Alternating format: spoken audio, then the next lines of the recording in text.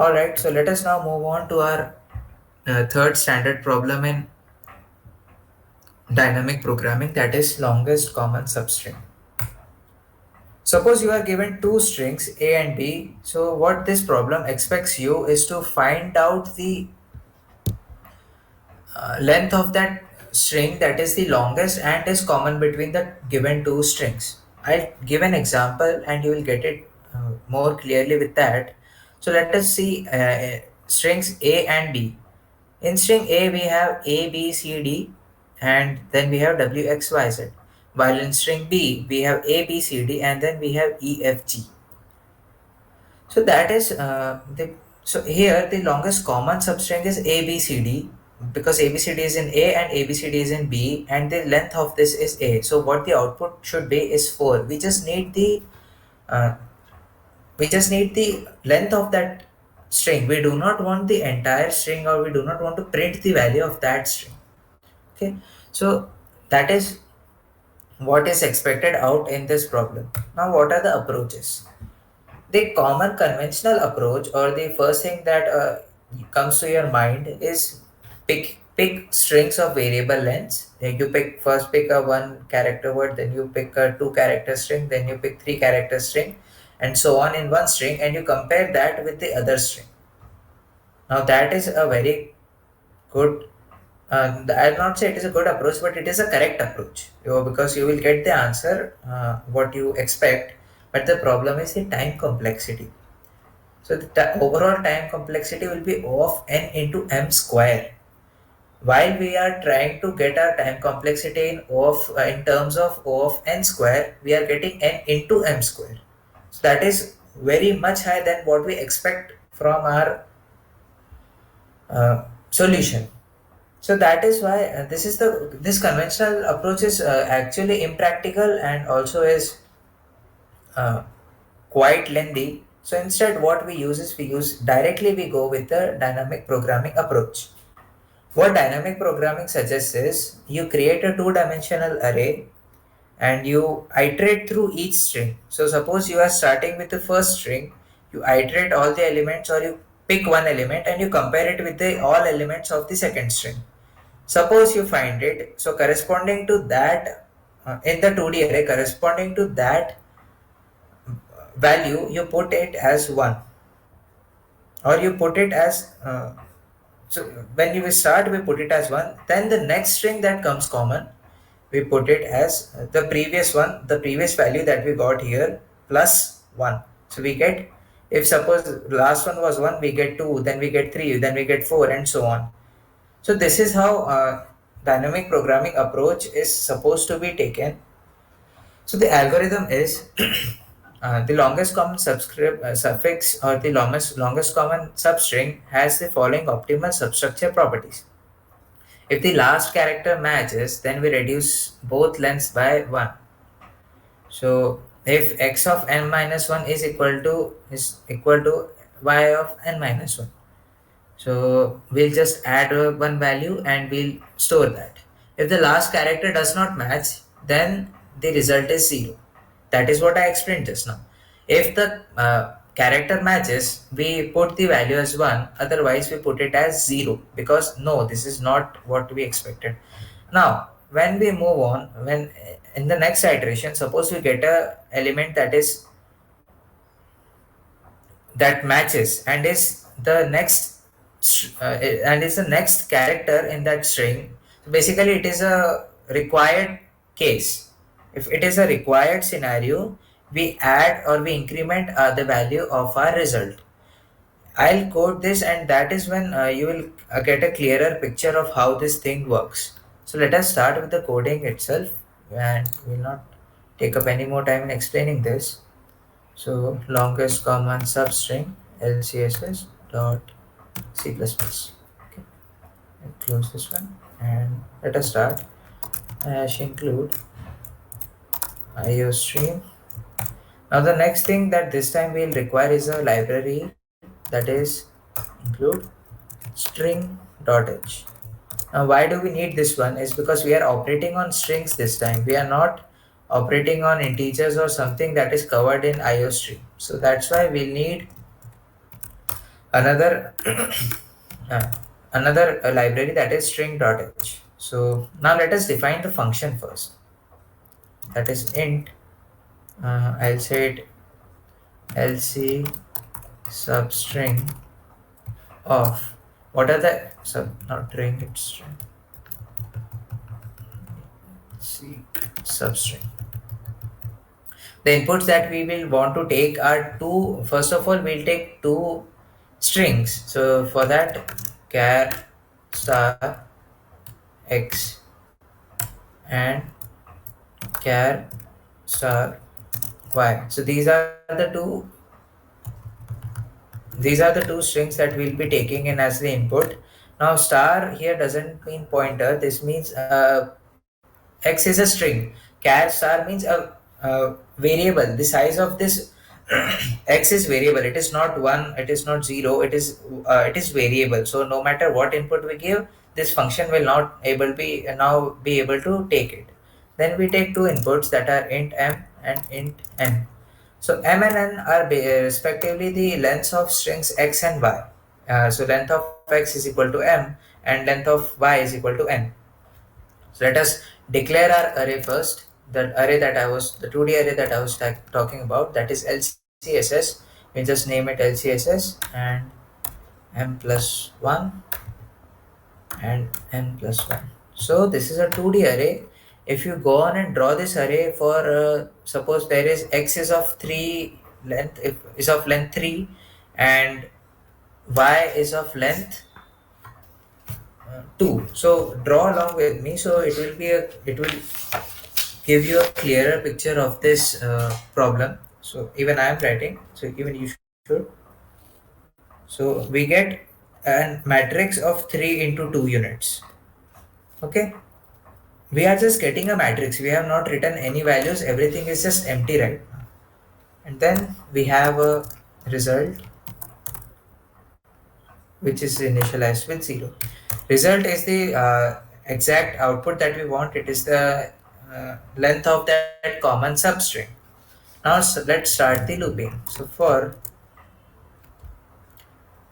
int I is equal to 0, I is less than m, I plus plus less than or equal to, uh, yeah, less than or equal to, then in this loop we have another loop that is int j is equal to 0, j is less than or equal to n and j plus plus.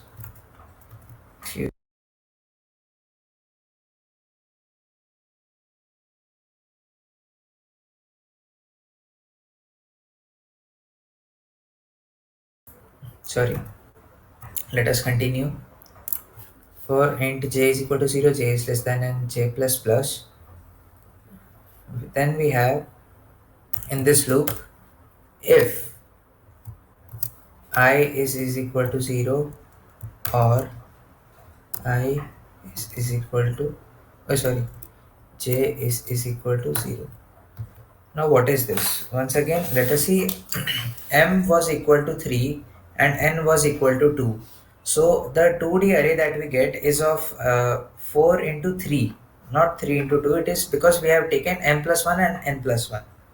So we create a 4 into 3 array, 4 into 3 matrix, such that if the first row and the first column, that means because we are iterating from 0 to m, because we are iterating from 0 to m, we will not want, so the zeroth element of this array should be is logically not, it is meaningless logically, that you are trying to compare nothing versus nothing. That is how this I comparing anything when I is equal to 0 or if j is equal to 0. That means the first row and the first column of our matrix, if we have any value or if we are trying to compare these, then it is meaningless. So instead what we will do, if I is equal to 0 or j is equal to 0, we have LCSS of I comma j as 0. So keep filling the matrix now. The first column and the first row of your matrix is 0. So 0, 0, 0 and 0, 0, 0. So we have 7 elements of our matrix as 0 already. Okay. Now, else if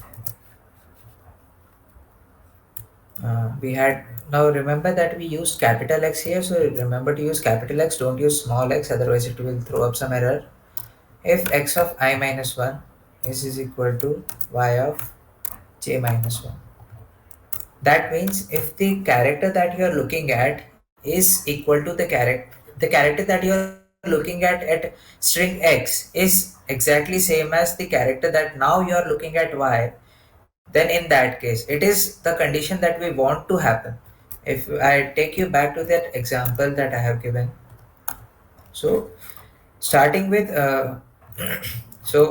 see, x minus 1 when I is equal to 1, when I is equal to 0 or j is equal to 0, we have removed our this case. Now when we iterate, when I is equal to 1 and j is equal to 1, so we have x of I minus 1 is x of 0, that means the first element of our string, and y of 0 is the first element of string y. So we have in the x string or the a string we have a, while in the b string we also, again here also we have a. So yes, it is a condition that we want, that one of these element is same. So if the beginning of the string is same, then only the string will be same. So that is what we are checking here. So if this is true, then we have LCSS of I comma j equal to LCSS of I minus j, I minus 1 and j minus 1 plus 1, and we store result is equal to max of result comma LCSS of I comma j. So for now, in the first iteration, when I is equal to 0 and j is equal to 0, when I is equal to 1 and j is equal to 1, we have x of 0 is equal to y of 0. Yes, the condition is true. So LCS of 1 comma 1. So remember 1 comma 1 is equal to I minus 1 and j minus 1 plus 1. So if you go with I minus 1, if I is equal to 1, I minus 1 is 0, so 0 comma 0 plus 1. And if you have made that matrix, you will see that 0 comma 0 is 0. So 1 comma 1 will be equal to 1. So that is our first thing. Else we simply write LCSS of I comma j is equal to 0. That means if the string is not matched, we simply write the element or write the value corresponding to that element in the matrix as 0. So once again, let us see now does this result do. Right now when we just initialize, we initialize result with 0, while LCSS of 1 comma 1 is 1. The max of result and LCSS, that means whatever is the maximum of result and LCSS of I comma j, that should be saved as the value of result. This is just a comparison function, and whatever is greater is being saved in result. And once we are done with our looping, so let us just simply return result. Okay, and we have int main as, let us create char of